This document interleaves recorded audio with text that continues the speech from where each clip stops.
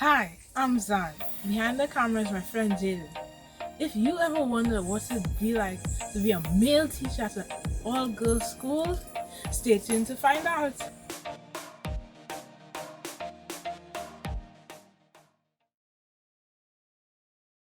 Welcome to our docuseries Boys to Men, where we interview interesting men about the lives they've led. Today, our guest is Mr. Nick Louis, a male teacher at the prestigious all-girls school, Joseph's Convent. Good, Mr. Louis. And how are you? Good morning, Zan. I'm good and nice to meet you. How are you doing? Nice to meet you. I'm doing fine today. So, for the purpose of this interview, what is your full name? My name is Nicholas Louis. Did you ever have a nickname? Well, yes, growing up, I had two nicknames, one from school and one from home. Everybody who knew me growing up in my family and in the neighborhood would call me Nicky. And when I got to secondary school, I got a nickname after my brother. In these times when you went off to a school and you had an older sibling, if they had a nickname, you would definitely get some version of their nickname. So my brother was Pyok and I was T-Pyok. Okay. Is there a meaning? Does that name have a meaning? Well, from my understanding, a Pyok was a shoe. And was the type of shoes that he wore. So when all boys went to school with sneakers, he had these dress shoes that we call church shoes.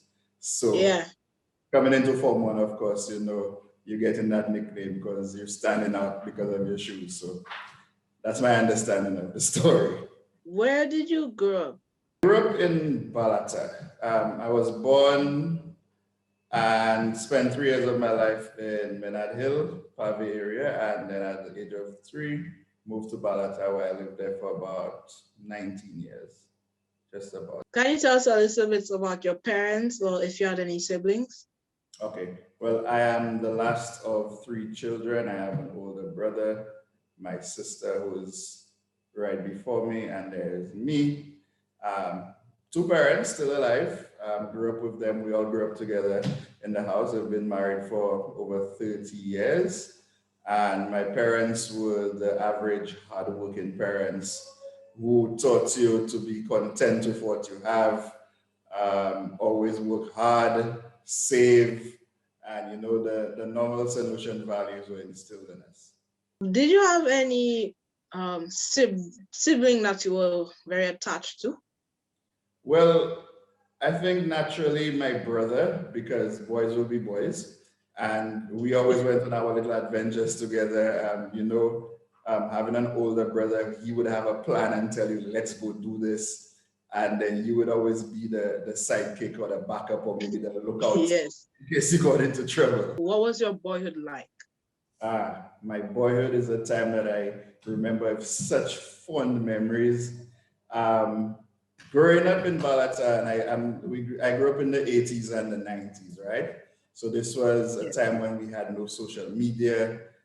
There were no personal computers about the place. And we grew up literally being boys, riding bikes, climbing trees, playing games, football, a little roughhousing, going to the beach, cooking food, you name it, we did it. And of course, video games, when it came around, we had a Nintendo. So as these things came around, we got into the video games. But a lot of our time was spent being in the outdoors and getting bruises and cuts. Yes. So I would ask what type of boy were you, but it seems like you were more of an adventurous and outgoing type of boy. Definitely. Who was your hero? Our heroes were probably the people we saw on television, right? Most of them were fictional characters. Yes.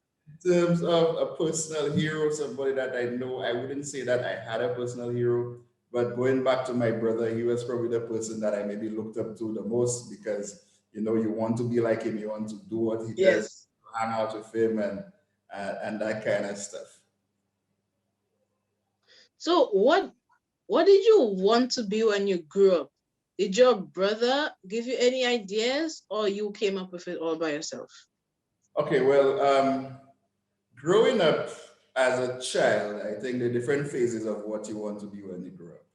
I remember Yes. being about 6 or 7 years old and I wanted to be a policeman. And I think I was just fascinated with the fact, bad guy versus good guy kind of thing. Then you get a little older and you enter secondary school and you start to find out what you're interested in and what you want to do. And somewhere around Form 4, I think I was interested in architecture and maybe even becoming a pilot. I remember doing physics and realizing that it was pretty intriguing and interesting.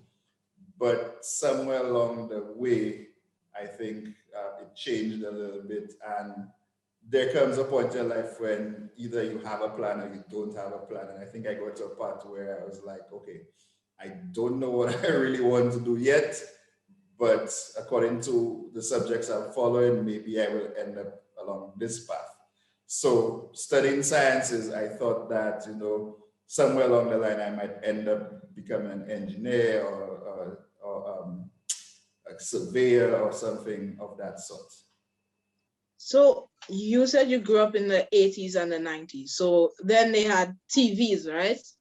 Oh yeah. So did you have a TV in your home? Okay, so let me give you a little history about growing up in St Lucia in the 80s and 90s.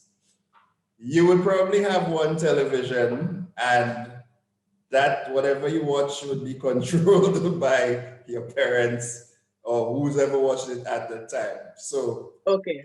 if The Price is Right is playing at 11 o'clock, you best believe everybody's watching The Price is Right. Okay. So if or did you get any control at any point in time? And if you did, what cartoons or what was your favorite cartoon or show that you would like to watch? I really love the direction that this interview is taking because people might not understand. As boys growing into men, there are certain things that we love and it will be a part of our childhood. I think every 80s child will agree with me, and probably every 80s boy would say that favorite cartoons had to be G.I. Joe, Transformers. And these were staples. Of course, there's the Scooby-Doo that everybody watched, but G.I. Joe and Transformers were definitely staples in every boy's life. And we really enjoyed it. Oh, okay, I thought you would have said Looney Tunes. Oh, well, I mean, I think that goes without saying. I think every single person in the world has watched Looney Tunes and Flintstones. Yeah, but yes. Special shout out also to X-Men cartoons on a Saturday. I think we enjoy Saturday mornings watching Spider-Man, X-Men, and the Fox cartoons. We all grew up with it. Wow. So moving away from your general life, I would like to ask about your school life. What was that like for you? So infant school, I really didn't like it. The thought of leaving my home and going to this place for hours on end when I wanted to be home playing and all that kind of stuff, it didn't sit with me. So my mother would always say that I never knew I raised a boy who didn't like school. Ironically, I performed very well at school. And that's what she could not understand. Going from grade 4, 5, 6, I started to excel. Primary school was really amazing. By the way, I went to RC Boys School in town. Okay. Okay, and at the end of grade 6 or standard 4, upon doing common entrance, I actually placed 5th in the island. And separation between 5th place and 1st place was 1 point, maybe 3, 4 points. So that just goes to show you the type of student that I was.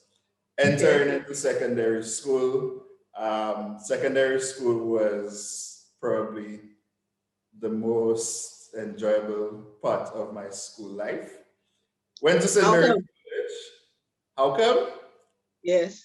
Well, I went to St. Mary's College. I mean, anybody who went to St. Mary's knows that we don't even have to say, like they say, if you know, you know.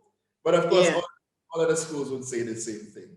But you know, Yeah. St Mary's College is boy, St Mary's College is brotherhood, camaraderie, stomping ground. You learn, Yes. become a man. You have your fails, you have your wins, and it's all around just an amazing experience going there. So Yeah. at secondary school, I continued being the bright one, gaining my merits up until Form 3, then in Form 4. Well, Form 4 to Form 5 was a little more challenging, I would say. You name the first, you name the second part. And the third, So all right. yes. So the third part, I would call it tertiary education, and this is where I chose to go to school because after high school, you could choose to go to work or whatever, right? Yeah. Tell you, this was the part of my life which broke me down into parts, put me back together, broke me down again, and showed you that the world is not what you thought it was. So, tertiary It was education, an eye opener. it was definitely an eye opener. Tertiary education taught me about how competitive people can be. It taught me that sometimes when you think you're good, that's just the tip of the iceberg. There's somebody better than you. And it also taught me that you need to be hungry for whatever that you want to achieve. And if you're not the hungriest person in the room, somebody will get it before you. Okay? Okay. So you're thrown into the mix with people who all want are going for the same goal, right? People Yes. who are disciplined, probably more disciplined than you are. Some people who their livelihoods depend on it, and it's not something to just pass by to say, okay, I went to school, right? Even at university was really amazing. This is where you actually understand what life is all about. And like I say, when you go to universities, it's probably 40% school and 60% life. It might be 75% life. It's the first time you're living away from home. You're an adult. You're probably 19 years old or 21 years old. And the first Yes. thing that comes to your mind is freedom. I have money. I have an apartment. I have time. I have to go to school. But you need to find the right balance between achieving your goal and just surviving and Going back to St. Mary's College, why was Form 4 and Form 5 more challenging for you? okay. Why was Form 4 and Form 5 more challenging for me? I consider Form 1 to Form 3, I got through with natural talent. I was able to get through with just listening in class and recall and some understanding. When I got to Form 4 now, I got thrown into the mix of new subjects which were totally foreign to me. I did chemistry, I did biology, I did physics. I love biology. That was probably my favorite science subject. I liked Okay. chemistry a lot, but my grades showed different. Physics as well, pretty interesting, but physics and we had this battle that I never won. Try as I may, never got through physics how I should have. At that time as well, I was in the class with all the bright students as well. So now Yeah. we had the creme de la creme in one class. And where I came from, first place from 1 to Form 3, then I started coming seventh, and I started coming, eighth and in the top 10, but not my usual first place. Now, as a Yeah. student growing up, and I tell my students this all the time because I'm a teacher, that you need to know what it's like to fail at least once. Because it either shows you that you need to try harder, or maybe it might show you that maybe this is not the path that I should be on. So getting that devastating blow of, wow, I'm not first anymore, and you're trying to get back to that place, it, as a 14 or 15-year-old competitive student, it can do something to you. As well, I'll be quite honest, I don't think this was a stream for me. I was placed there because, 80s and 90s, you're smart, you automatically be put into a science class. If you were ahead of your class and you wanted to do something like business or arts, you would look at like, oh, you could do so much better. Why do you want to do arts? Why do you want to do languages? Why do you want to do business? You should do science. You should do science. You should do science. You should do science. And unfortunately, I think I fell into that one as well. So you went to the University of the West Indies. Which campus did you choose? Okay, interesting story on my university. I started off with the University of the West Indies, but I ended up at the University of London. So I began with Cave Hill campus, studied distance from St Lucia. So my first year at university was with the University of the West Indies, double major in math and computer science. Again, because I thought I was bright, right? So again, we're told like, do a double major, it'll help you out in the long run, do a double major.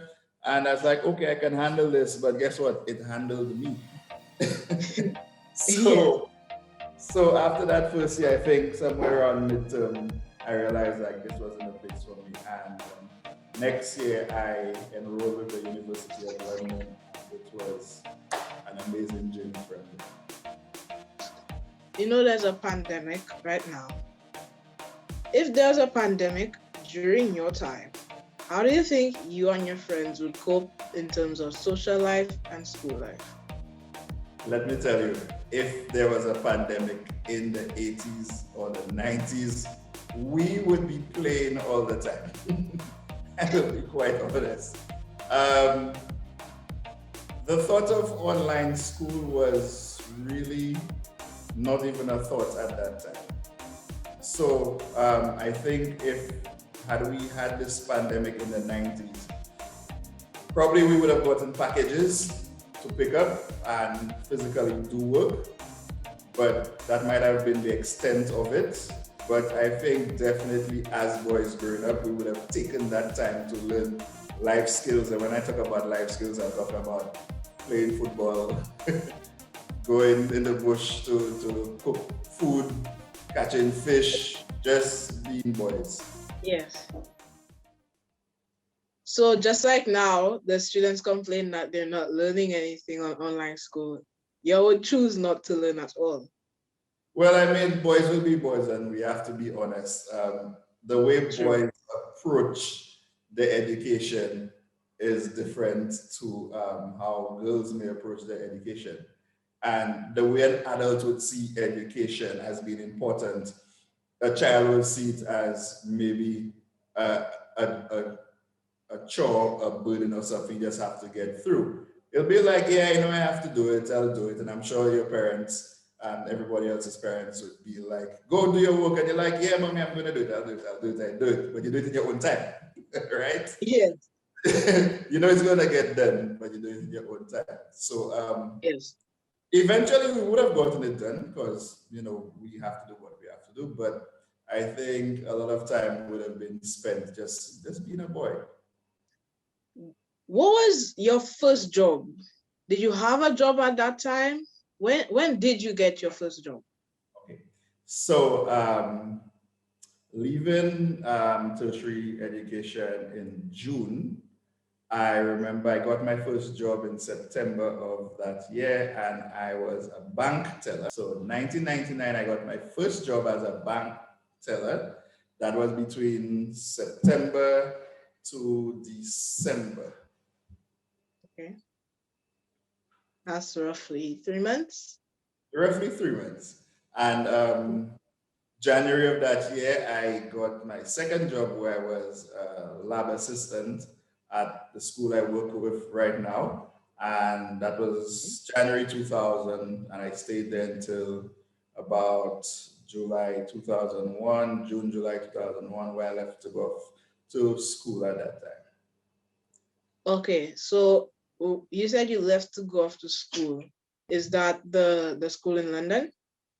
Well, that's the period between University of the West Indies and London, yes. The job you work at now, how long have you been working there for? Okay, So currently I am a teacher at St. Joseph's Convent, and I can actually say now that I am the head of department in the IT for IT. I'm also a dean at the school, and this is a far cry from starting off as the lab technician. So I actually worked Yes. my way from lab technician all the way to head of a department, as well as being a dean. I mean, the next step to go is vice principal and principal, but I don't. Yes. I would like to congratulate you on that. Thank you very much, sir. But I don't think I'll be aiming for principal just yet. What is it like to be teaching at an all-girls school? What is it like teaching at an all-girls Yes. school? I think you would really love the answer to that question. Being a man at an all-girls school, I feel this sense of responsibility and duty because I'll take you to what's going on in society. Unfortunately, we hear a lot of negative talk about men not pulling their weight, men being described as so many different things. So it's important in this environment to be somebody that they can look up to, Yeah. somebody that they could see as a role model for them, a good male figure, somebody they feel comfortable with, and knowing that not all men are bad or not all men don't pull their weight. But I think it's important to just be um, just be the best person that you can be, obviously, but just being somebody of integrity around these people. What was it like for you at the start when you were a young man teaching at the school? Was it anything different? What was it like? I will honestly say it was intimidating, and I'll tell you why. I started off when I was 19 years old, and there were people who were 17 years old there. There were people who I knew from school, and there were Yes. people that were friends of mine, to be quite honest, people who were friends of mine, and people that you knew. So it was almost like I would say I was almost like a prefect. You know what it's like to be a Yes. prefect in a higher form and the lower form students. So it was intimidating as well because you being one of the few males there, and there are like 600 or 700 girls around, you're like, oh boy. So being a 19-year-old in a school of girls, right? Yeah. You literally want to just run away and hide from them. That they don't see you because some of them are your friend and they want to say, hey Nick, what's up, what's up, what's up, what's up? And they want to come and talk. But there's always this professional line that you need to keep up, like, oh, Yes. we're friends, but I'm at work now and stuff like that, right? Yeah. So it was pretty interesting. In your opinion, what is the greatest achievement? What is my greatest achievement? I think my greatest achievement at this point has to be tied in with my career. And I'll tell you why. Um, I never knew I would have become a teacher, number one. I Okay. always thought that I would be something other than a teacher. You go off to school and you come back and you're saying, okay, by 25, I'm going to be probably working in IT department. I'll become IT manager by 30. By 40, you partner, you CEO and stuff like that. But no, Yeah. life does what life has to do. So I think I'm very proud of the fact that my job is making a meaningful contribution to a lot of people. And I've interacted with thousands of people in the past 14 years that I've had this job. And I Yes. have people coming back to me and telling me, thank you because you helped me out or you inspired me. I remember you and that kind of stuff. And I think I'm proud of that achievement that I have made some impact on somebody who was a child and who's now an adult, and their life was shaped because of my interaction with them. So I'm very proud of that. If you had to go back in time, right? And you could have changed one thing about your life, what would that one thing be? Um, I changed two things about my life. Okay. Number one, I would definitely invest very early, meaning that at 20 years old, with my first job, I would have started off an investment portfolio or started off an investment plan of some sort. Yes. Having an understanding of finances right now and understanding that you make money work for you. Had I known Yes. that, I would have had my money working for me from my first paycheck. I would have had it. No matter how small, I would have done that. Second one is probably health wise. I would probably definitely be in the gym often. Okay. Definitely. Um, Good health gives you confidence, of course, keeps you healthy. And Yes. I think being healthy is attractive, working out is attractive.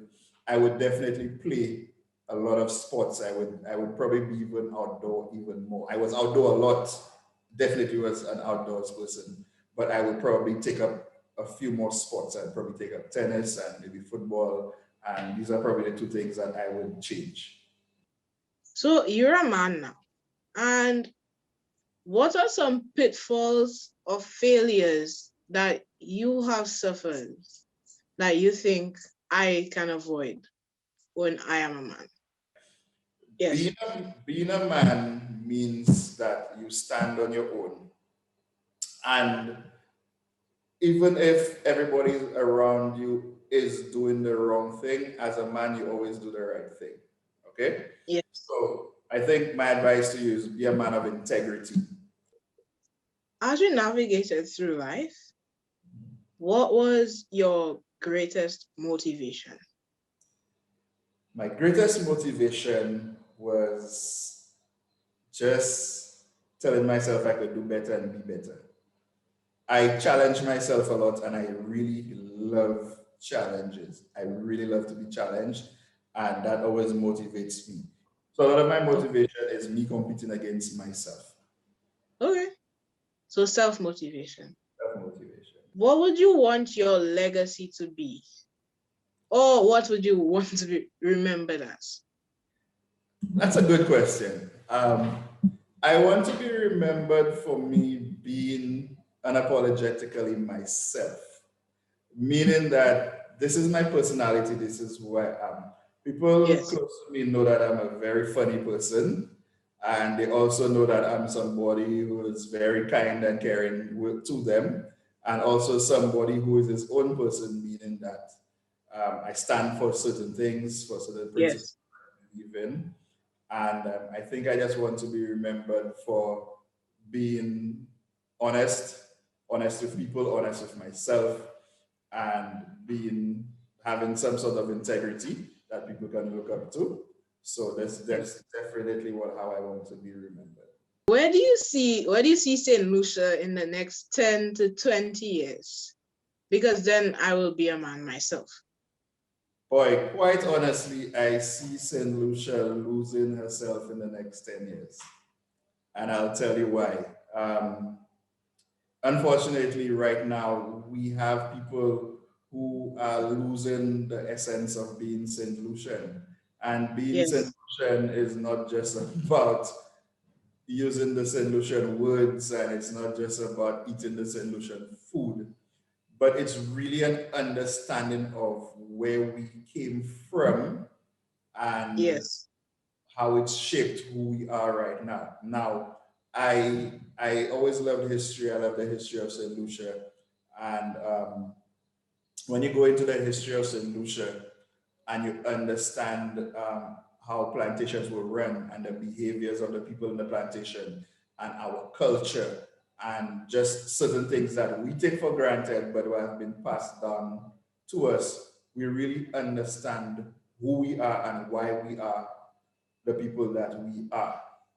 And what I want young people to understand is if you don't know your past, then you will not know your future, your present, and you will not have a future. Or you will Yes.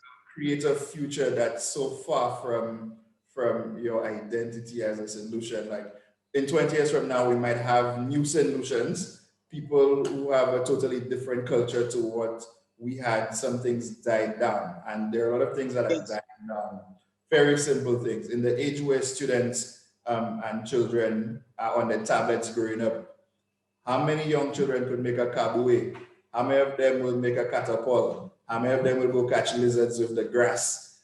How many of them will have a sec and all these different things, right? Some of these are words. Do you even know some of these words as well? Not much. Right. And also some of the traditions that we have, like I just really don't want us to lose that. Now, yes, with all the opportunities that we have with technology and with and people living the truth and all these different things, we must also fight hard to preserve our identity and use that identity and pass it on. What advice would you have for me? Okay, so the advice I have for you is take your time to grow up.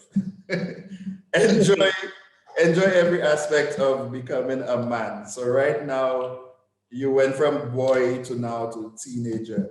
Enjoy every moment of it. So your teenage years, enjoy it to the max.